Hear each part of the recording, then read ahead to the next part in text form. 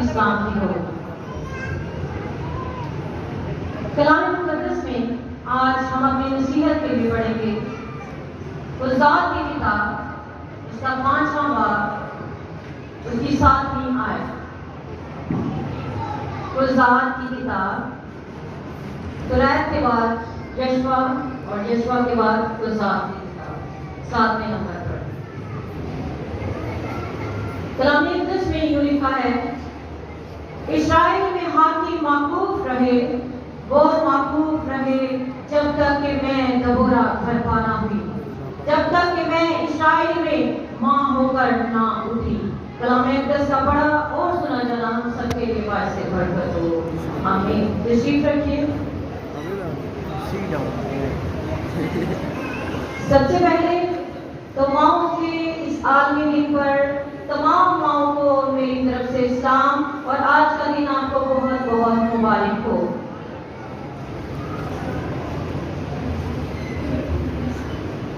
मैं शुक्रगुजार हूँ सबसे पहले खुदा की, फिर अपनी इंतजामिया और वुमेन मिनिस्ट्री की कि जिन्होंने मुझे मौका दिया कि मैं आज आपके सामने मदर डे के इस मौका पर खुदा के कलाम को पेश कर सकूं। एक यहूदी कहावत है, When God could not go everywhere, He creates mother. जब खुदा ने कहा कि वो हर जगह जा नहीं सकता, तो खुदा ने माओ को खलक किया, तख्लीक किया, ताकि वो काम कर सके जो खुदा हर जगह नहीं कर सकता। और वो कौन सा काम है? वो काम है बच्चों को जन्म देने का काम। खुदा ने इब्तिदा में खलक किया पूरी कायनात को, इंसान को, लेकिन वो बाद में हर जगह वो काम नहीं कर सका। उसने माँ को खलक किया ताकि दुनिया मामूर और महकूम हो।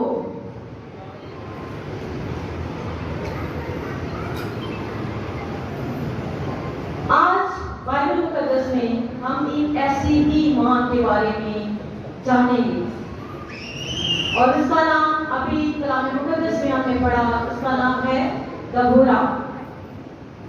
और मेरे अजीजों, जब हम हुज़ात की किताब पढ़ते हैं, तो मैंने पहले बयान किया कि हुज़ात की किताब बाइबल मुकद्दस में पुराने अहदनामा की 7वीं किताब है। और हुज़ात का मतलब है, कज़ा का मतलब है खुदा का हुक्म, इलाही हुक्म। और हुज़ात काजी का जो फैसला था उसको भी कज़ा कहा जाता है, इसलिए क्योंकि ये काजियों की किताब है। ये यशवा के दौर को और समूएल के दौर को आपस में मिलाती है, जब मुल्क के मौका में इस्राएली मौजूद हुए, मौजूद हुए, उनको वो मुल्क मिल गया जिसका खुदा ने वादा किया था। और जब उन्होंने अपने लिए बादशाह मांगा, इन दोनों अदवार को हुज़ात की किताब आपस में मिलाती है। ये उस वक्त का दौर था जब बनी इस्राइल वादी में पड़ गए और इन काजियों में, जो कि 13 काजी थे, और उसमें एक औरत थी। एक औरत को ये शरफ हुआ कि वो एक काजी कहलाए, एक काजी का रुतबा पाए, एक काजी की तरह फैसले कर सके। और वो नंबर 4 पर थी और उसका नाम दबोरा था। वो ना सिर्फ एक जज थी बल्कि एक बीवी भी थी, एक नबिया भी थी, एक शायरा भी थी, एक गाने वाली भी थी, एक रहनुमा भी थी और एक हुक्मरान भी थी। लेकिन बाइबल मुकद्दस में हमें उसकी औलाद के बारे में कोई पता नहीं चलता और कुछ मुफस्सिर ये बयान करते हैं कि उसकी औलाद नहीं थी। अब ऐसी औरत जिसकी औलाद नहीं, लेकिन वो बड़ी दलेरी से कहती है, मैं इस्राएल में माँ होकर उठी। उसके अंदर क्या था?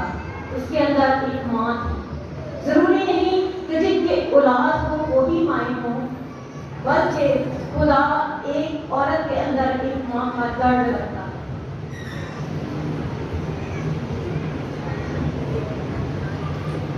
और जब अभी हमने हवाला पढ़ा, लिखा है इस्राएल में हाकिम माकूफ रहे, वो माकूफ रहे। माकूफ का मतलब होता है खत्म हो जाना, कोई चीज की कमी हो जाना, और हुक्मरान रह لیڈرشپ وہاں موجود نہیں تھی۔ اور جب ہم چوتھے باب کی پہلی آیت میں دیکھتے ہیں تو لکھا ہے اور آہود کی وفات کے بعد بنی اسرائیل نے پھر خداوند کے حضور بدی کی۔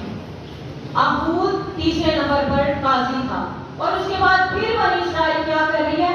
بدی کر رہی ہے، خدا کے حضور بغاوت کر رہی ہے، کیونکہ بغاوت بت پرستی کے برابر ہے، اور اس کی جو بت پرستی ہے اس لیے میں نے بیان کیا کہ وہ بغاوت کر رہے تھے خدا کے ساتھ۔ اور جب آج میرے عزیزوں، خاص طور پر میری بہنیں، آج جب ہماری زندگیوں میں، ہمارے خاندانوں میں، ہمارے معاشرے میں، ہمارے ملک میں حالات خراب ہوتے ہیں تو کیا آج مجھے اور آپ کو دبورا کی طرح ماں ہو کر اٹھنے کی ضرورت نہیں؟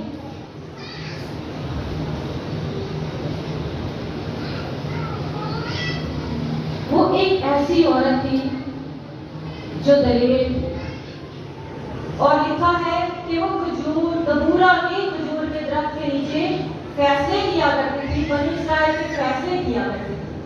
اور دبورا کا مطلب ہے میرے عزیزوں، ہنی بی، جو شہد کی مکھی ہوتی ہے، دبورا کا مطلب ہے۔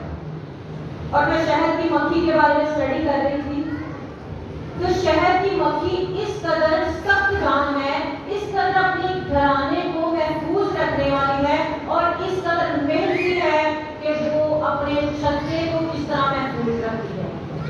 کہتے ہیں کہ چھتا کی جو شہد ہوتا ہے وہ بہت زیادہ گرمی میں پگھل جاتا ہے، 40 سے اوپر ٹمپریچر چلا جائے تو وہ پگھلتا ہے، لیکن جو شہد کی مکھی ہے وہ 1 سیکنڈ میں 190 بار اپنے پروں کو پھڑپڑا کر اس کا ٹمپریچر، اس کا درجہ حرارت برقرار رکھتی ہے کہ کہیں میرا چھتا پگھل نہ جائے۔ آج میری ماں کو بھی آج ایسے ہی اپنے گھرانے کو بچانے کی ضرورت ہے۔ آج اگر ہمارے گھرانے بھی، اگر ہمارے بچے بھی کہیں بے راہ روی کا شکار ہیں، جس طرح بنی اسرائیل بے راہ روی کا شکار تھی، جس طرح اس میں برائیاں آ گئی تھی، جس طرح وہ خدا سے دور ہو گئے تھے، آج میری ماں، اگر ہمارے بچے آج خدا سے دور ہیں تو آج ہمیں دبورا کی طرح اٹھنے کی ضرورت ہے۔ اور وہ جب ہم آگے چوتھے باب کو پڑھتے ہیں تو چوتھے باب کی چوتھی آیت میں اس کا ذکر ہے، اس وقت لفدود کی بیوی دبورا نبیہ بنی اسرائیل کا انصاف کیا کرتی تھی، اور افرائیم کے کوہستانی ملک میں راما اور بیتیل کے درمیان دبورا کے کھجور کے درخت کے نیچے رہتی تھی، اور بنی اسرائیل اس کے پاس انصاف کے لیے آتے تھے۔ اس نے قادیس نفتالی سے، قادیس کا مطلب ہے پاک جگہ، ابھی نحوم کے بیٹے برد کو بلا بھیجا، اور برد کا مطلب ہے بجلی کی گرج۔ اس سے کہا، کیا خداوند اسرائیل کے خدا نے حکم نہیں کیا کہ تو تبور کے پہاڑ پر چڑھ جا اور بنی نفتالی اور بنی زبون میں سے 10,000 آدمی اپنے ساتھ لے لے؟ اس نے برد کو بلا بھیجا اور اس کو نبوت کی، اس کو خدا کا وہ حکم کہ تو کس طرح جنگ کے لیے تیار ہو، نبوت کی کہ اگر تو چڑھ جائے گا، تو تیار ہوگا تو تو فتح پائے گا۔ اور جب ہم آگے دیکھتے ہیں اور وہ دیکھیں وہ کیسا شخص تھا، وہ کہتا ہے اگر تو میرے ساتھ چلے گی تو میں جاؤں گا، پر اگر تو میرے ساتھ نہیں چلے گی تو میں نہیں جاؤں گا۔ آج ہمارے معاشرے میں پاکستانی خواتین کیا کرتی ہیں؟ ہاں پھر میں عورت ذات کی ہوئی، میں نہیں کام کر سکتی، اور مرد بھی ایسے کہتے ہیں عورتوں کا بھی کام میں مردوں کے بیچ، ایسی بات ہے۔ لیکن یہ ایسا مرد ہے کہ وہ کہتا ہے دبورا اگر تو میرے ساتھ چلے گی تو میں جاؤں گا، اگر تو میرے ساتھ نہیں جائے گی تو میں نہیں جاؤں گا۔ آج ہمارے اندر ایسی دلیری ہونی چاہیے کہ ہم ہر کام کر سکتے ہیں۔ وہ ماں جو اپنے بچے کے لیے پورے معاشرے سے لڑ سکتی ہے، وہ ماں سب کچھ کر سکتی ہے۔ اور آگے دبورا کا جواب سنیں، اس نے کہا میں ضرور تیرے ساتھ چلوں گی، لیکن اس سفر سے جو تو کرتا ہے تجھے کچھ عزت حاصل نہ ہوگی، کیونکہ خداوند سسرا کو ایک عورت کے ہاتھ بیچ ڈالے گا۔ دبورا بیان کرتی ہے، پھر نبوت کرتی ہے کہ جو کام تو کرنے جا رہا ہے، سسرا جو سپہ سالار تھا دشمن فوج کا، تو خدا نے کہا کہ وہ جب ختم ہو جائے گا تو پوری قوم آزاد ہو جائے گی۔ اور جب ہم شروع میں دیکھتے ہیں وہ 20 سال ان کو شدت سے ستاتا رہا۔ کتنے سال؟ 20 سال وہ اس کے ظلم و ستم میں تھے، اور دبورا نبیہ جو تھی اس نے نبوت کی کہ وہ ایک عورت کے ہاتھ بیچ ڈالا جائے گا۔ مطلب آگے ہم پڑھتے ہیں تو وہ عورت کا نام ہے یعیل۔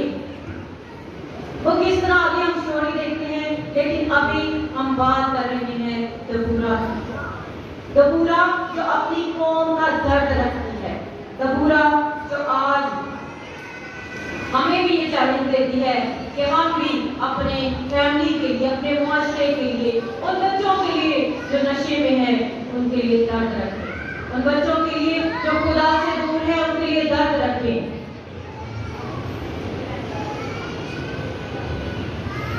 میرے عزیزو، یہ درد جو ماں کا ہے بائبل مقدس میں ایک شخص نے بھی رکھا۔ یہ صرف ایک عورت کا درد نہیں بلکہ ایک مرد بھی ایسا درد رکھ سکتا ہے، اور وہ شخص جس کی زندگی دمشق کی راہ پر بدل گئی وہ شخص پالوس رسول ہے، اور جس نے آج ایک بڑا کنٹریبیوشن بائبل مقدس میں ہمیں نظر آتا ہے۔ وہ کہتا ہے کہ میں تمہارے درمیان ایسے آیا جیسے ماں اپنے بچوں کے ساتھ نرمی کے ساتھ پیش آتی ہے، میں اس طرح تمہارے ساتھ پیش آتا ہوں۔ ماں کی نرمی، ماں کی ممتا، ماں کی محبت جو لازوال ہے، اور ماں کی محبت میں ہمیں خدا کی محبت نظر آتی ہے کہ خدا بھی ہمیں اس قدر محبت کرتا ہے کہ اس نے ہمیں اپنے فرم کے سایہ میں سکونت اختیار کی۔ اگر ہم پیدائش کی کتاب میں پہلے باب کی پہلی آیت سے پڑھیں تو ابتدا میں خدا نے آسمان اور زمین کو پیدا کیا، زمین ویران اور سنسان تھی، گہراؤں کے اوپر اندھیرا تھا، اور خدا کی روح پانی کی سطح پر جنبش کرتی تھی۔ اور میرے عزیزو، جنبش کے لیے جو عبرانی لفظ ہے اس کا مطلب ہے ٹو بروڈ۔ اس کا مطلب ہے کہ جیسے مرغی جب مادہ پرندہ جو ہے اپنے انڈوں پر بیٹھتی ہے تاکہ بچے نکل سکے، پیداوار ہو سکے، اسی طرح خدا کی روح پانی کی سطح پر جنبش کرتی تھی تاکہ زمین خلق ہو سکے، تاکہ آسمان اور زمین اور جاندار اور نباتات یہ سب پیدا ہو سکیں۔ آج ایک ماں کی جو روح ہے، ایک ماں کا جو رویہ ہے، وہ آج نہ صرف ماں میں بلکہ آج مردوں میں بھی، باپ کے اندر بھی، اور سب کے اندر نظر آنا چاہیے۔ آج ہمارے لیڈرز اور ہم میں سے ہر ایک کو ماں کا رویہ اور ماں کی روح سے بھرنا چاہیے۔ جب ہم ماں کی روح سے بھر جائیں گے تو دبورا کی طرح اپنی قوم کے لیے بوجھ رکھیں گے، اور نہ صرف بوجھ رکھیں گے بلکہ رکھنوں میں کھڑے ہو جائیں گے، روحانی طور پر کھڑے ہو جائیں گے، اور باپ سے شفاعت کریں گے، کیونکہ باپ کے ساتھ ہمارا ایک شفاعت کرنے والا موجود ہے، اور وہ میرا اور آپ کا نجات دہندہ یسوع مسیح ناصری ہے۔ ہاللیلویا۔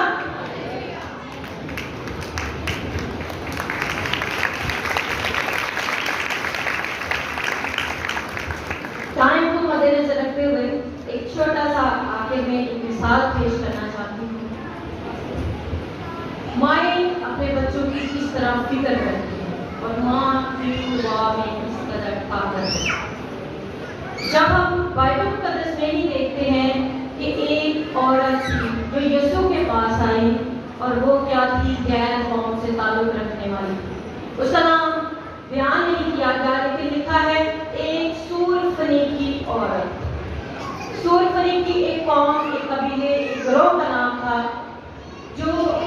جن کو یہودی پسند نہیں کرتے تھے، اور یہودی آپ سب کو معلوم ہے کہ یہودی غیر قوموں کو کتے کے برابر جانتے تھے، اور یسوع نے اس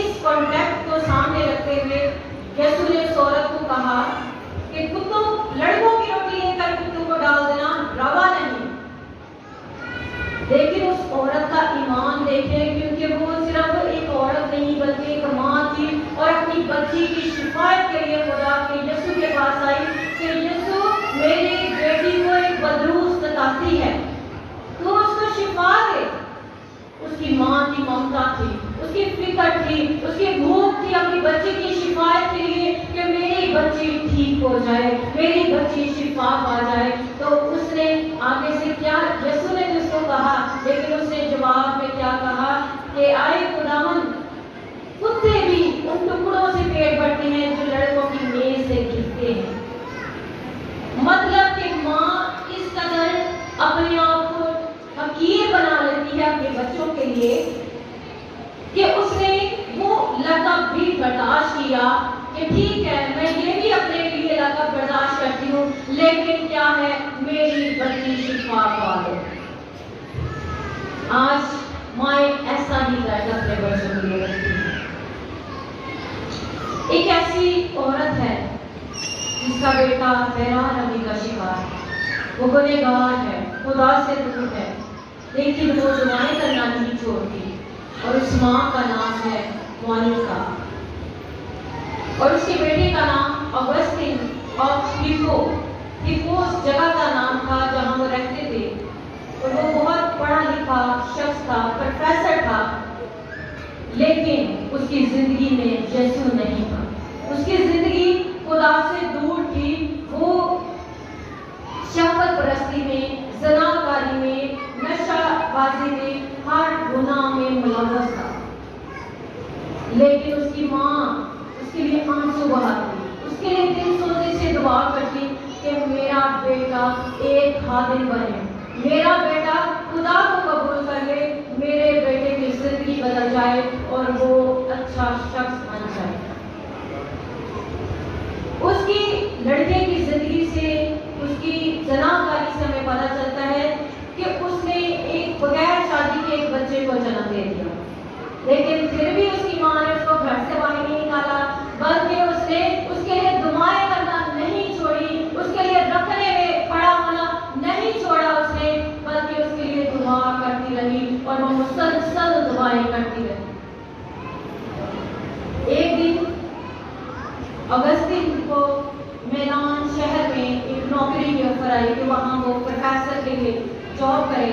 تو اس کی ماں کو پتہ چلا، تو اس کی ماں نے فوراً اس سے پہلے ہی، وہ میلان اٹلی کا شہر ہے، وہاں چلی گئی. اور وہاں اس لیے گئی کہ میرا بیٹا پہلے بگڑا ہوا ہے، اور زیادہ اکیلا رہے گا تو بگڑ جائے گا. وہ وہاں گئی، گھر لیا اور اپنے بیٹے کو اپنے ساتھ رکھا.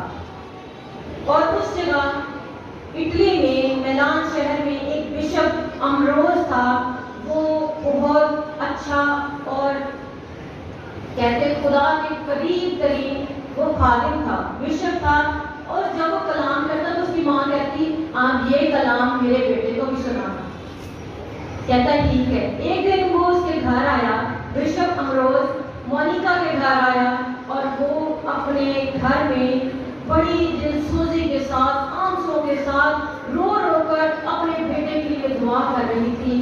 تو جب وہ دعا سے فارغ ہوئی تو بشپ امروز نے اس سے کہا کہ ایسی مائیں جن کی آنکھوں میں آنسوں کے ساتھ دعائیں ہوں گی، اس کا بیٹا کبھی جہنم میں نہیں جائے گا، بلکہ وہ ہمیشہ کی زندگی پائے گا.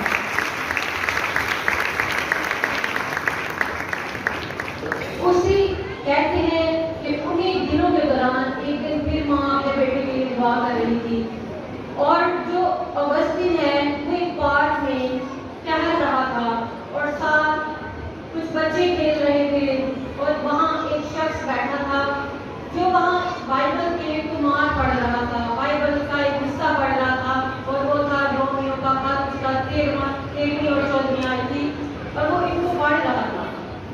اور وہ پڑھتے پڑھتے کہیں باہر کو گیا، ادھر ہی اپنے کمار رکھ گیا، اور جو بچے کھیل رہے تھے وہ کچھ گا رہے تھے، اور اس کو ایسی آواز لگی جیسے وہ سن رہا ہو بچوں کی آواز میں، اٹھا پکڑ اور پڑھ، اٹھا پکڑ اور پڑھ. اس کو لگا کہ میرے اندر کے بچے شاید مجھے کہہ رہے ہیں، لیکن وہ پہچان نہیں پایا وہ خدا پاک کی آواز تھی. اور جیسے ہی وہ گیا اس بینچ پہ، اس نے وہ پکڑے تو مار پکڑے، بائبل کا وہ حصہ پکڑا، اور وہاں وہ حصہ جو رومیو کا خط تھا، اس کا 13واں باب تھا، وہ پڑھا تو وہاں لکھا تھا کہ مسیح کو پہن لو اور جسمانی خواہشوں کی جو تدبیریں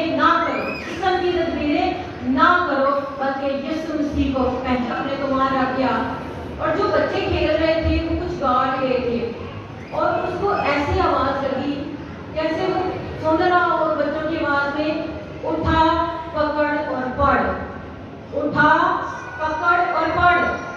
اس کو لگا کہ میرے اندر کے بچے شاید مجھے کہہ رہے ہیں، لیکن وہ پہچان نہیں پایا وہ خدا پاک کی آواز تھی۔ اور جیسے ہی وہ گیا اس بینچ پہ اس نے وہ پکڑے تو مار پکڑے، بائبل کا وہ حصہ پکڑا اور وہاں وہ حصہ جو رومیو کا خط تھا اس کا 13واں باب تھا وہ پڑھا تو وہاں لکھا تھا کہ مسیح کو پہن لو اور جسمانی خواہشوں کی جو تدبیریں نہ کرو، جسم کی تدبیریں نہ کرو بلکہ یسوع مسیح کو پہن لو۔ جو اس کی زندگی میں کھلبلی مچا دی، اس کو بے چین کر دیا اور وہی آیات اس کی زندگی کو تبدیل کرنے کا وسیلہ بن گئی۔ وہاں گھر میں اس کی ماں دعائیں کر رہی تھی اور وہاں خدا اس کو تبدیلی کا ایک مکاشفہ دے رہا تھا، اس کو تبدیل کر رہا تھا، اپنا روح قدس اس کو نازل کر رہا تھا اور وہ ایک بڑا بشپ بنا، ایک بڑا فادر بنا۔ اور آج اس نے یسوع مسیح کے بارے میں بہت ساری نصیحت کی کتابیں لکھی ہیں جس میں اس نے علم الکلیسیا کے بارے میں بہت لکھا، اس نے یسوع مسیح کے فضل کے بارے میں بہت لکھا اور کچھ لوگ کہتے ہیں اس نے اس لیے یسوع مسیح کے فضل کے بارے میں لکھا کیونکہ اس پر فضل ہوا تھا۔ پہلے وہ گنہگار تھا لیکن اب وہ خالق بن گیا۔ آج میری بہنوں، میری ماں، آج میرے عزیزوں، ہمیں اس طرح ماں کی طرح دعا کرنے کی ضرورت ہے۔ صرف دعا ایک دن، 2 دن، مہینے، سال کی نہیں بلکہ مسلسل دعاؤں کی ضرورت ہے اور دبورا کی طرح کھڑے ہونے کی ضرورت ہے، مونیکا کی طرح دعاؤں میں کھڑے ہونے کی ضرورت ہے تو خدا حالات بدل دیتا ہے۔ جس طرح بنی اسرائیل کے حالات بدل گئے، جس طرح مونیکا کے بیٹے کے حالات بدل گئے، آج میری اور آپ کی زندگی میں ہمارے معاشرے کے لیے حالات بدل سکتے ہیں۔ جب آج میں اور آپ اپنی کلیسیا کے لیے، اپنے خاندانوں کے لیے، اپنے ملک کے لیے کھڑے ہوں گے تو آج حالات بدل جائیں گے۔ آج کیا ہوگا؟ پھر سے آج ماں کو کھڑے ہونے کی ضرورت ہے۔ جس طرح دبورا ایمان سے کھڑی ہوئی ویسے ہی آج مجھے اور آپ کو ایمان سے ماں کی روح میں کھڑے ہونے کی ضرورت ہے تو خدا اپنے آسمان کو کھولے گا اور حالات بدل جائیں گے۔ آج کے کلام کے وسیلہ سے خدا مجھے اور آپ کو کثرت سے برکت دے۔ آمین۔